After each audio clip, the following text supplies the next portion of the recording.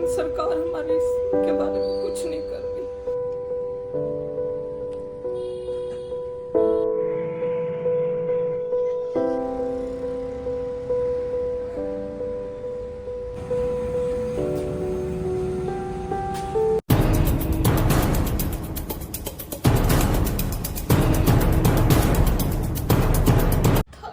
जिस दिन तो हमें ये था भी हमें ये करती में जाना पड़ेगा, इतनी बुरी हालत थी हमारी।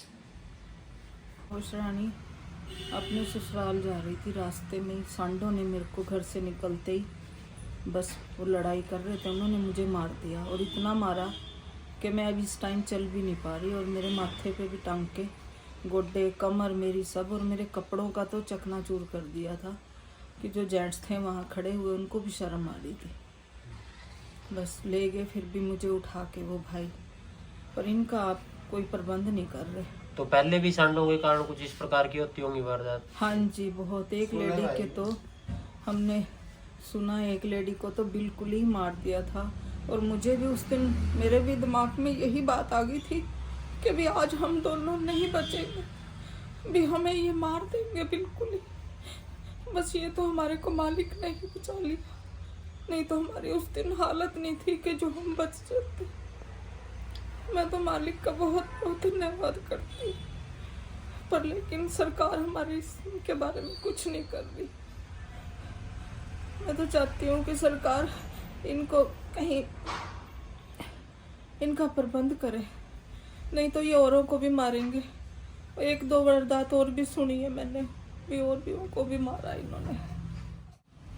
मैं रामशरण रामनगर कॉलोनी थानेसर कुरुक्षेत्र से, और संडे को मैं अपने घर जा रहा था गांव में। पीछे मेरी मिसेज बैठी थी, सांड लड़ रहे थे, उन्होंने हमारे को टक्कर मारी और फिर दोनों गिर गए हम नीचे। मेरे नाक और मुंह पे चोट बहुत ज़्यादा आई है, जिससे मेरा होंठ फट गया, नाक की हड्डी में भी कुछ है गड़बड़ है। तो अब सरकार इसका कोई वो करे। इनको क्या मांग करेंगे सरकार से इस पर? मैं ये मांग करता हूँ कि इनका कोई प्रबंध किया जाए, जिससे जो आवारा पशु फिर रहे हैं ये मतलब रोके जाएं और इनका पब्लिक के हित में ये कार्य किया जाए। मैं Madan Lal, retired deputy collector सिंचाई विभाग से। जो ये आवारा पशु शहर कुरुक्षेत्र में फिर रहे हैं, बहुत तादाद में फिर रहे हैं, इनके द्वारा कई घटनाएं घटित की गई हैं, कईयों पे ने वार किए हैं और ये खुद भी मर रहे हैं। कई बार एक्सीडेंट हो चुके हैं। पिछले इतवार को मेरे पड़ोस में रामशरण जी के साथ ये घटना घटी है।